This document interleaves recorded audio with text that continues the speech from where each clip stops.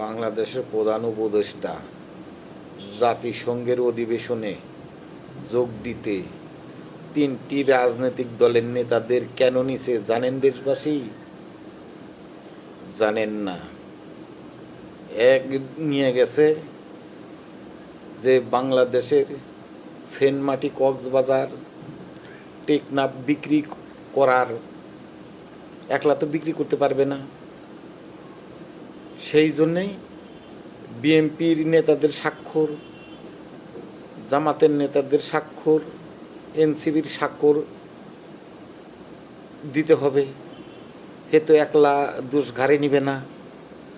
আর এর একটা ইস্যু যে জামাত বিএনপি এনসিপির টানা পড়া আছে আসন ভাগাবাটি নিয়ে, এটু তারা আমেরিকায় বইসা আসন ভাগাবাটি করবে।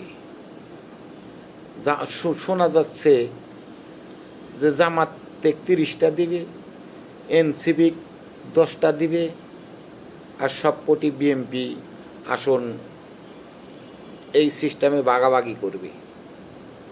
এই তৌলি কাহিনী। এই জন্যই রাজনীতি দল করে নিয়ে গেছে। নিয়ে তো তারা হলে জাতিসংঘে অধিবেশনে যোগ দিতে পারে নাই, তাগুলো বাইরে রেখে ইনি ওলি জাতিসংঘের সম্মিলনে যোগ দিয়েছে। আর ওলি মনে করেন যে এইটা শুরু করেছে, এই দেশ বিক্রি করা ইনি একলা গাড়ি নিবে না। তাই দেশবাসীকে বুঝতে হবে। দেখেন, এই 2টা অপশন বললাম, ভবিষ্যতে এই কথাগুলো কামে লাগবে। এই 2টো অপশনই কাজে লাগবে। দেখেন, যেই পাগলা বলেছে কথাটা ঠিকই বলেছে। ধন্যবাদ দেশবাসী।